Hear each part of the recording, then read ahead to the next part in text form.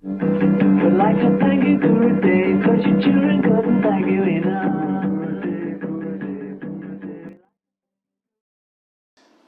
Good evening, good afternoon.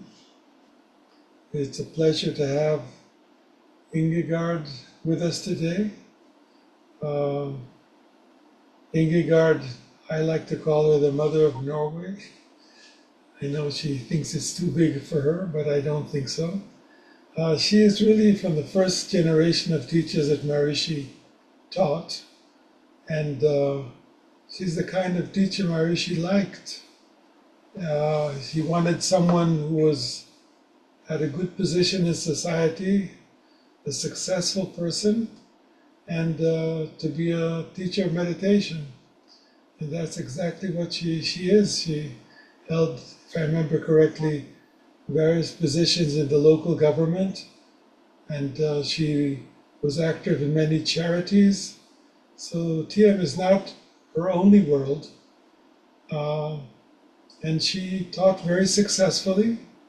And when the movement changed its policies, that she didn't like it, unlike many of us where we stayed on for 10, 20 years, not feeling comfortable with something, she was true to her first beliefs of what Maharishi said, and she taught independently. She's one of the first independent teachers that I know of. And she's been teaching for years and years, decades, on her own. And she's taught teachers, several teachers in Norway, in her home, in her kitchen.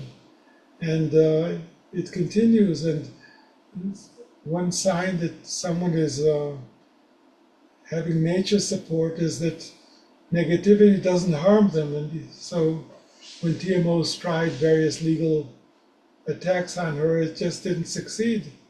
And it hasn't changed anything what she's doing. So it's always a joy to have her and hear her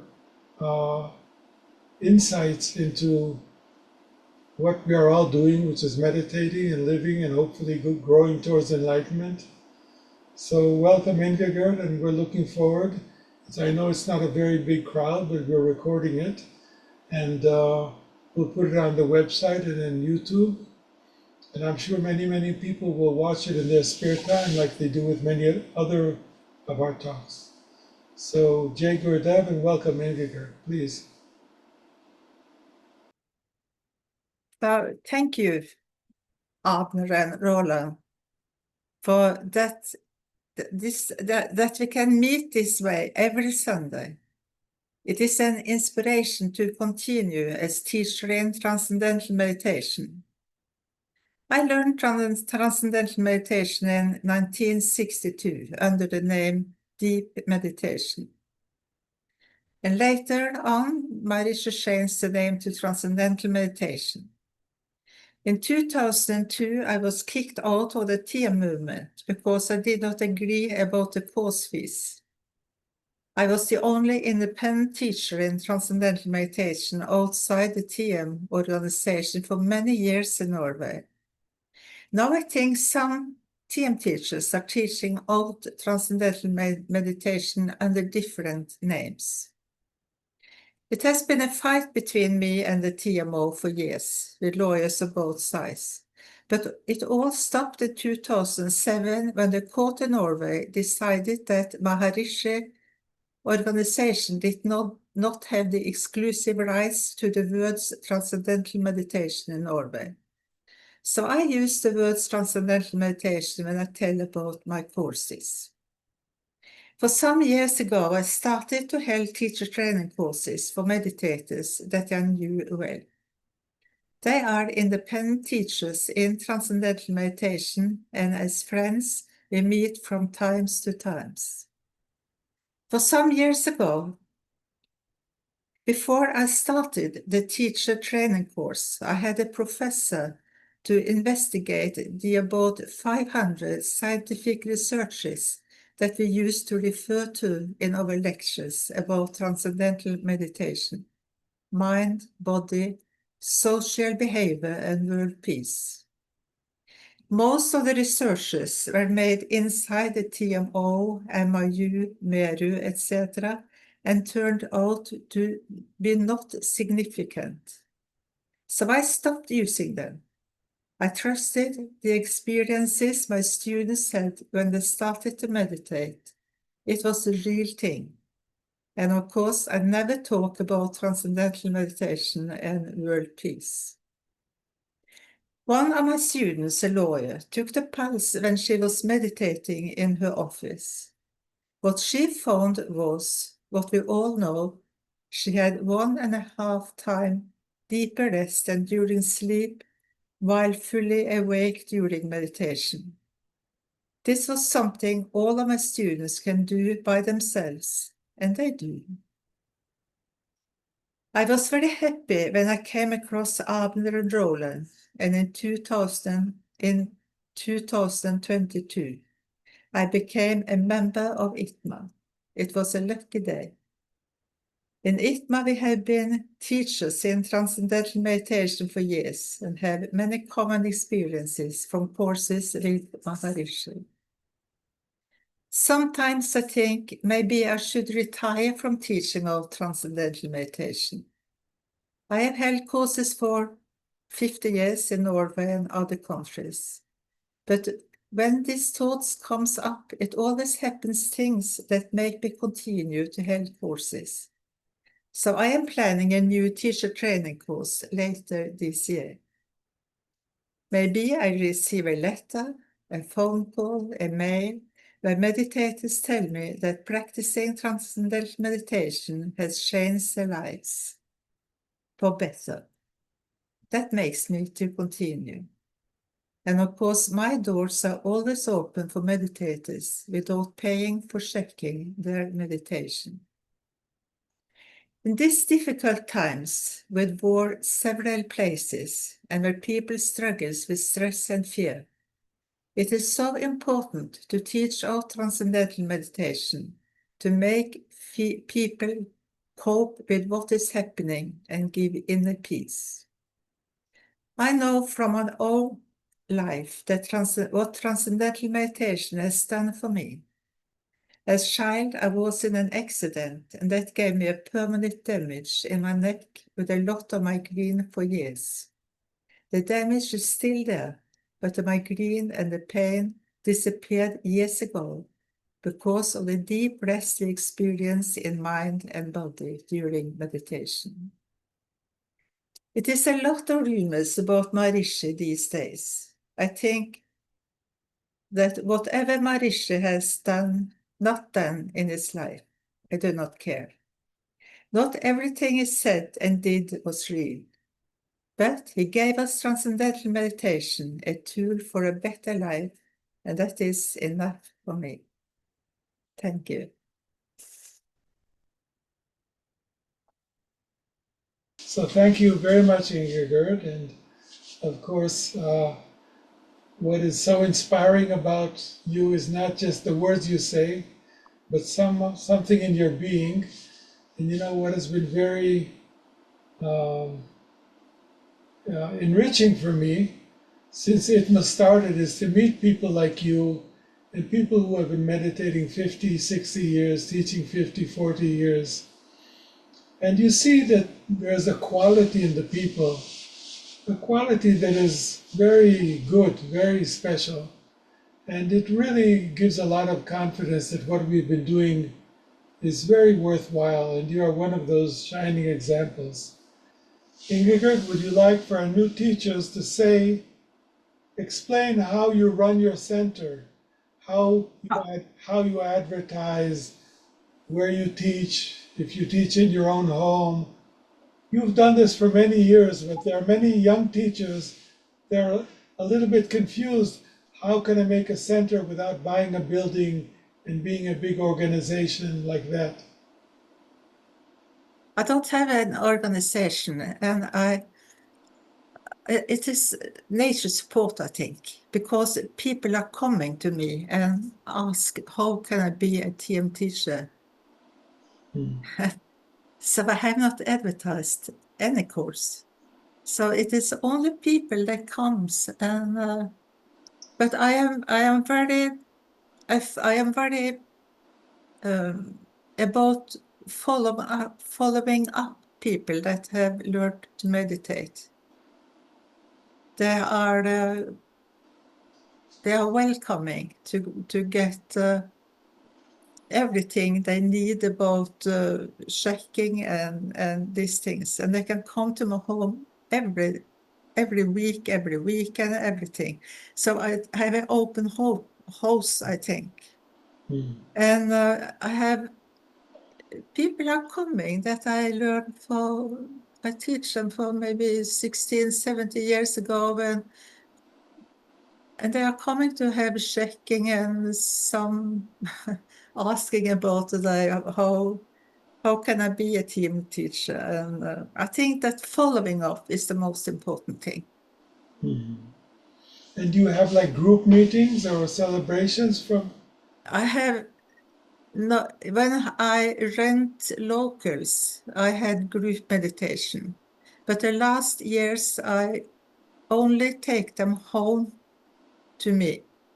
So, and most of the people that comes to me now, they do not want to be with another people because they have very important jobs. They are leaders, and they want to come alone, and they sit in my sofa and they tell about all the problems. I listening, and then I check out, and that's the thing. Beautiful. To listen. I don't tell people how they could live, but they need somebody that can listen and give them a good meditation through checking points and these things. And they know they are always welcome. Very nice. So it is a lifestyle. When I started, when I was to meditate about 50 years ago, it became a lifestyle. And I can't explain more than that. They come to Mother Ingergerd. I am not a guru in any way. I am just give them a mantra and talk to them. That's everything. Yes. If I was in Norway, I would come visit you. Most everyone would. So, gentlemen, are there any other questions? Volkmar, I want some questions from you. The new teacher to the veteran teacher. Well, I think that we new teachers, we have to adapt to actual times and actual ways of communicating. I remember when I started meditating in the early 70s, we had first of all, we had a little center, and we did stick posters everywhere. And well, people came to lectures. Some lectures were well visited, some lectures were not so well visited. And in the end, well, a couple of initiations came out, but never that big as Maharishi always said, like we will have the whole world meditating. There was a world plan in 1972. That's actually when I started meditating. That was just the time when the world plan had come out. And I don't know, still meditation for people is something special and something still very exotic. I don't know why. I don't know if it's different in India. Maybe it is because they are culturally accustomed to things like mantras and meditation and yoga in general. So I guess that we in the Western world have still to overcome a couple of obstacles in people's minds. Apart from that, I think that people who start to meditate have also to be some kind of searchers. If they don't search for something more in their lives, like I did when I was 14, 15, 17, then they won't even ask for it. And if you tell them, they will hear, yes, good, wonderful, deep rest. But I guess that people have to have a certain desire to learn things which are very natural, but to their mind even still a little bit exotic in the first glance. For that, I tell people what we do is completely natural. Your system will start two subroutines, like a computer. The first one is you take the mantra, you have deep rest. The mantra is designed to start this program, get rest, get rest, get rest. And if this rest is achieved, your body will start throwing out garbage. And so if the body is doing something while you meditate, there must be a corresponding action in the mind. So the mind grabs a random content and forms a thought of it. And that's the second natural subroutine, stress release. You're doing this already in your sleep, but the extent of stress, of deep rest and stress release for today's lifestyle is not enough. That's all for now. Beautiful. Ingergerd, isn't he a good student? Okay. Any other questions, comments, please? Carmelo, David, you want to say something?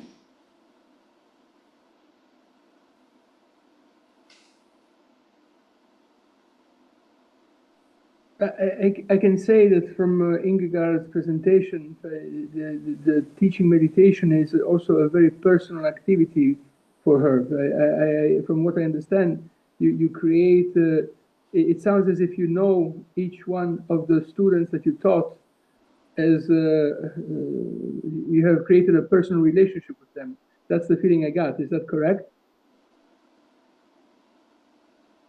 Yes, I cannot understand totally what you say, but what I feel is every time I do the puja and every time I teach somebody to meditate, I am the winner, not the person also that I teach out, but I is the biggest winner because it is something happening with me. I don't know. It is, I feel very good about it. And I have also had been working in the administration in Oslo, in the department there. But so I know when people come with their stress and strain and what they are talking about, I can understand them. I go to the same level if you understand. I am not there. I am on the same level. I understand.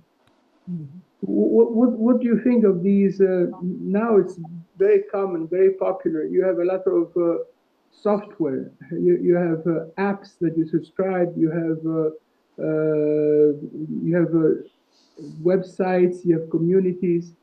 where they do a lot of meditation. And honestly, I think that it is helpful, but I call it, it's like doing meditation with training wheels. You know, the bicycle, when you have the training wheels on the side and somebody's talking to you all the time, or you hear the drums, or you hear the singing bowls, and there's constantly something that keeps you like calm.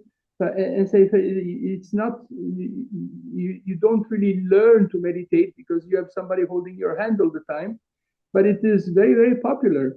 So, but it's not personal at all. It's like there's no actual relationship between the teacher and the student. So, what is your take on this modern approach, contemporary approach to meditation? Is it helpful? Is it just a fashion? Is it something that should be avoided, or is it something that contributes something, or it is limited?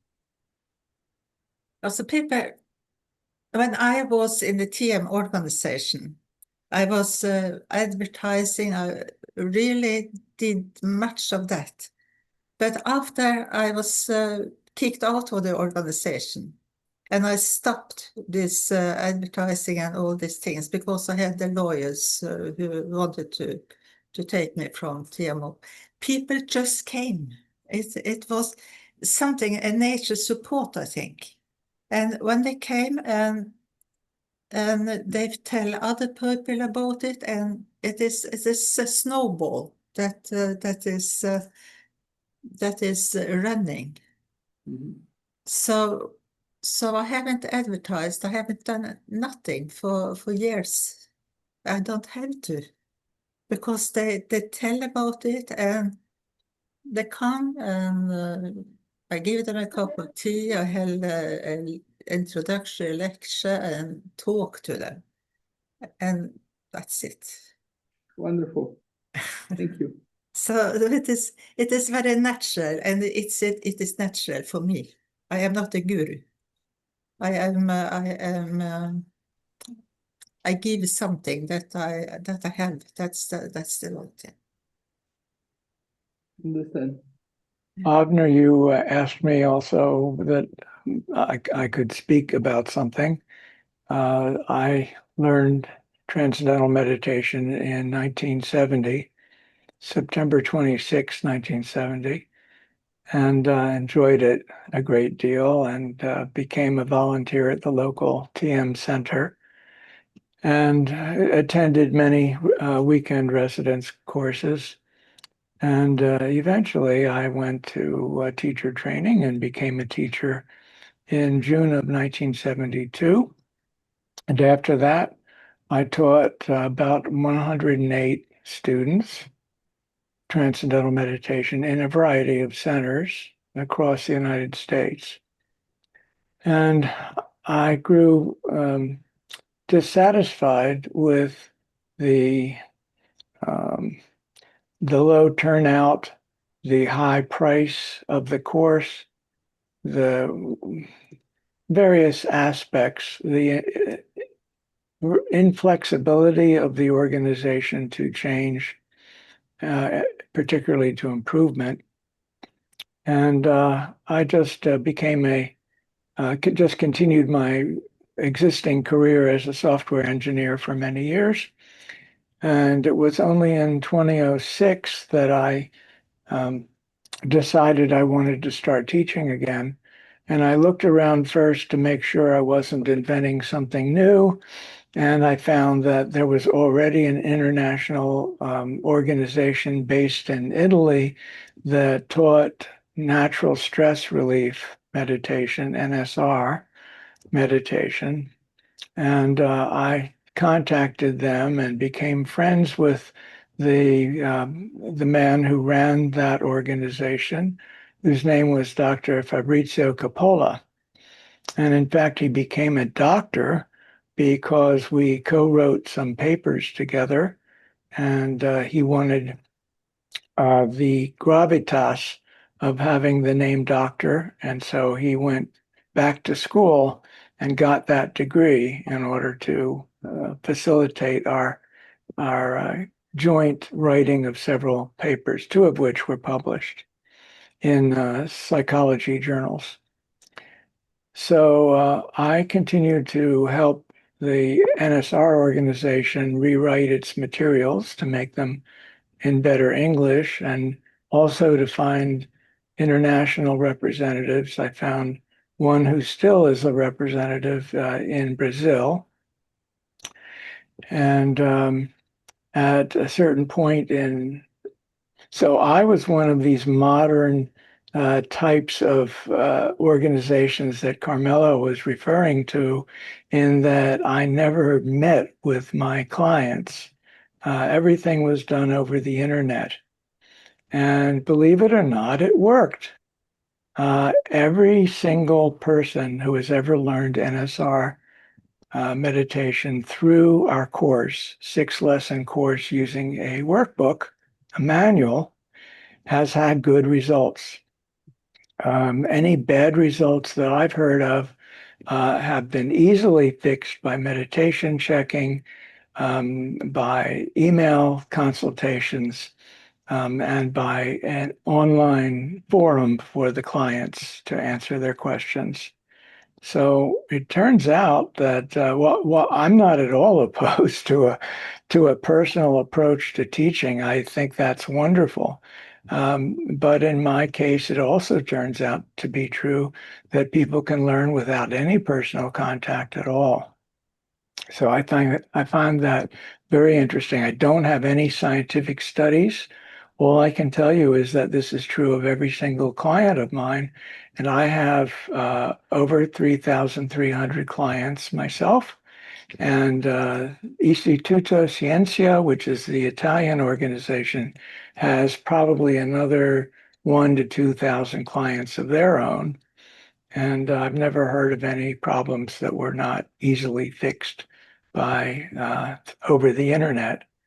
At a certain point, my operation was discovered by the Transcendental Meditation Organization, and they started asking me to make changes to my website in various ways. And finally, and I cooperated with every one of those requests, but finally they threatened me with a lawsuit, and I got a lawyer.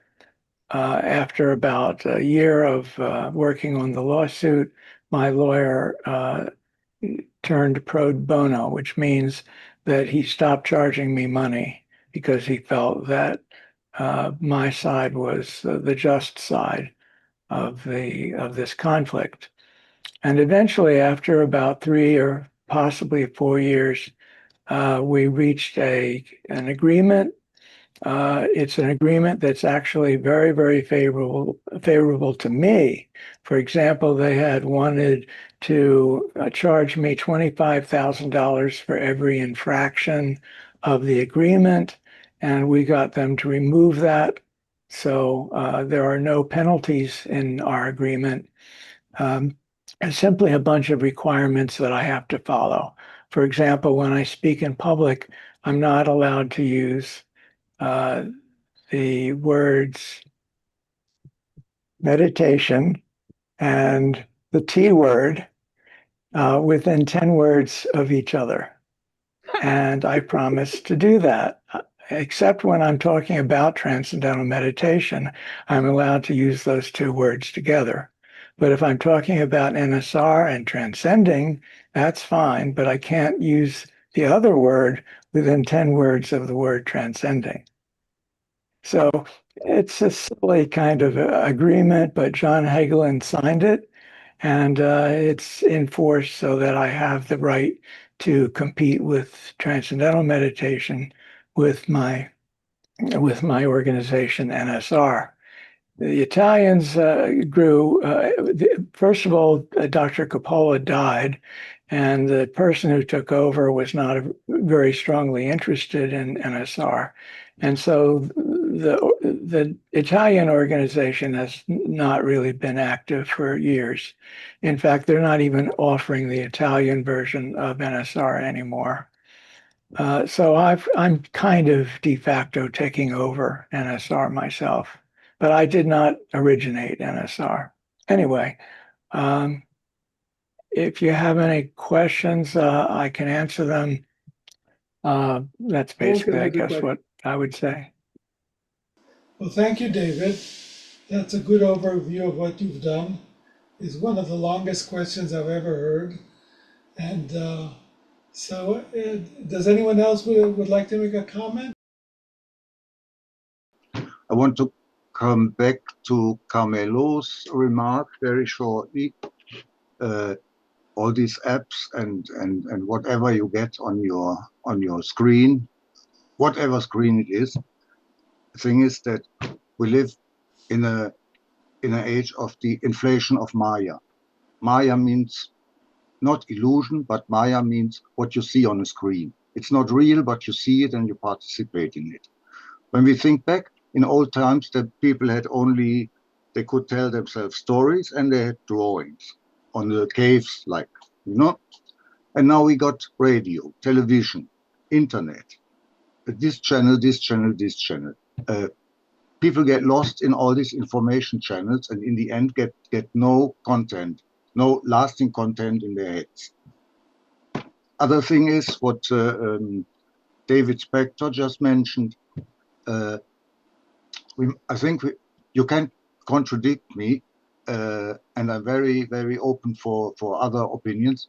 But we live in a time where we have the crumbles of TM. What once was TM is now crumbled. It's called effortless deep meditation, Bhavati Dhyan, Vedic meditation, this meditation, that meditation. But it's all this. It's what we are talking about is mainly all the same. You get a mantra and you have these two sub routines running in your body and in your mind, and that's what our process of progress is about in the first place. When someone is initiated, he starts to release stress first of all. So now most of the people living in big cities like me in Cologne or anyone in Europe, America, or we know that the TMO is unfortunately keeping not aware of transcendent, what once was transcendental meditation, and what we all learned 1,000 years ago is now split up in many branches. And the TM organization seems to be seems to like only one. So every other man who teaches the same meditation, but as an independent teacher, like most of us do, they get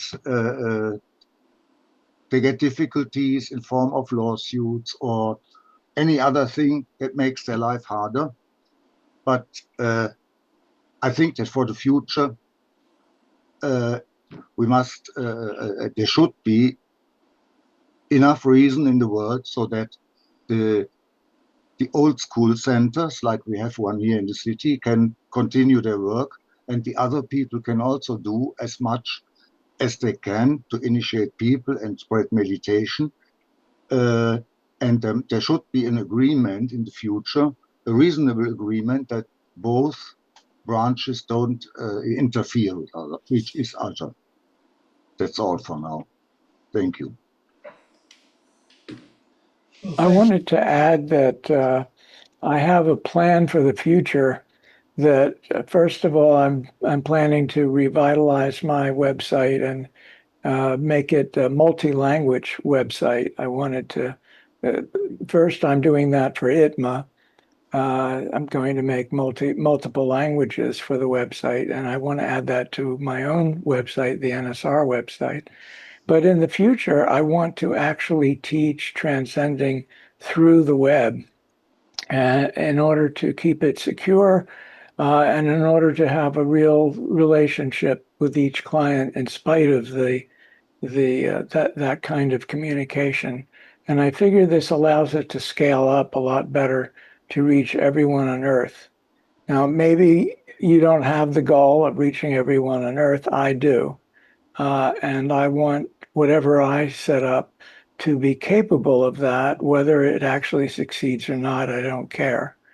So to do that, I've figured out ways, since I have a 40-year career in computer and software engineering, I'm able to figure out exactly how to make the computer teach. And I think that it can be done. And I have concrete ideas for how to do it.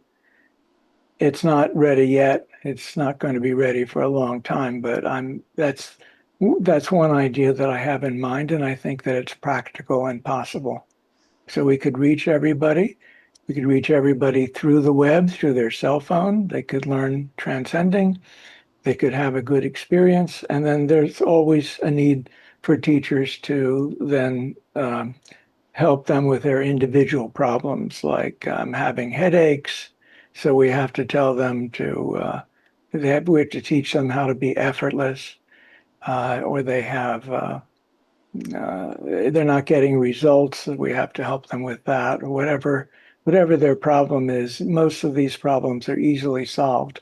And we can do that as teachers. Not so easy to do that on a computer or a cell phone, but the actual teaching is not difficult. So I just wanted to mention that. May I say something? Of course. Yes. During the corona, I tried to give out the mantra with the computers, not personal. It was not the same. It was not the same. So when the corona stopped, one of the people that I have teach to be teachers in transcendental meditation, they took contact and did the puja in private with these people in the north. So what I do now when it is people far from Oslo, I can use the computer to hold a lecture, but I always say you have to come to Oslo to get the mantra. The only day you have to be with me is when you have the mantra and the puja. All the other things I can do over Zoom and the computer, but it is not the same. Yes, it makes a lot of sense. Can I add something about? Can I add quickly something about what Volkner, David, and Ingergerd said? Because this is a subject that I follow quite closely. When Roland gave me my mantra, did the puja, there was a very strong physical reaction, very, very strong, very extraordinary, very unusual. And this is from somebody who has never taught meditation before I met Roland, but has practiced meditation for 40 years. So I never had, I had other, let's say, revealing experiences practicing meditation, but this particular one was very unique. It was really, I felt as if the mantra was bonding with my body. I had a rush of adrenaline.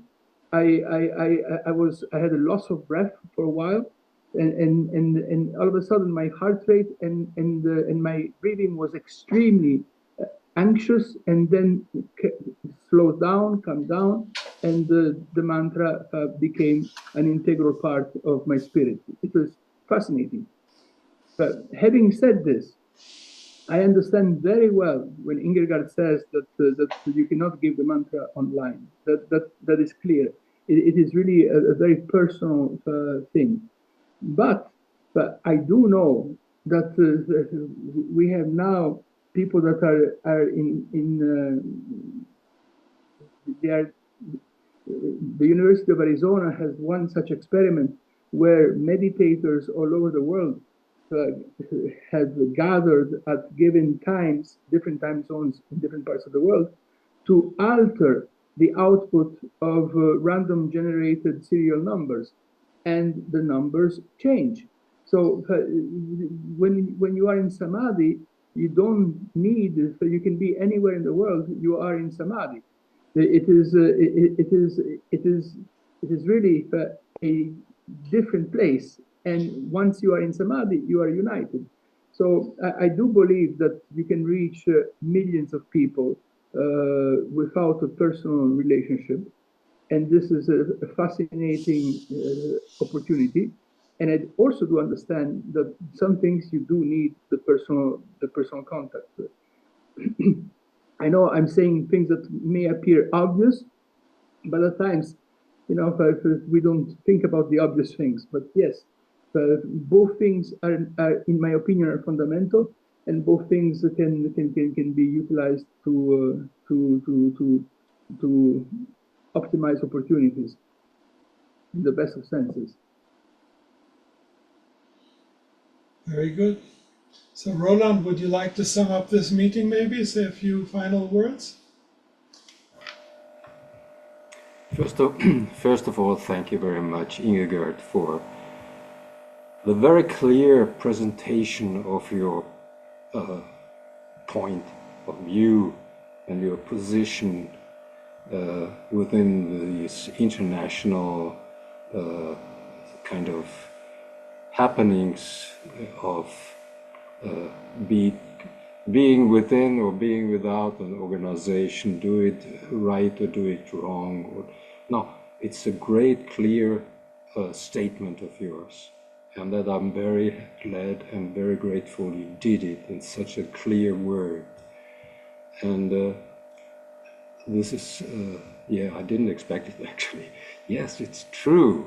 And I can just share it, because as we have heard it now already from other voices here on the panel, they have experienced similar developments. And I don't want to go into depth of my development, but it's more or less very close to it. And it's great, since we also had this topic today, talking about the experiences. Now, it's been a discussion of, yes, your topic, Ingergerd, and I'm very grateful about that. I thank you also for the contributions of Carmelo, of our German friend, and to have raised their considerations and contemplations, and how they see the approach, and David and so how to take a position in this public space of meditation. This has turned out to be a wonderful lecture, a wonderful meeting today, and thank you very much once more. And maybe another time we can have another broader discussion on these personal experiences, as we are going to have other chances to discuss this. So, from my point of view, Jai Gurudev. Okay, Jai Gurudev. See you next Sunday. Thank you, Ingergerd. Thank you, everyone. Thank you.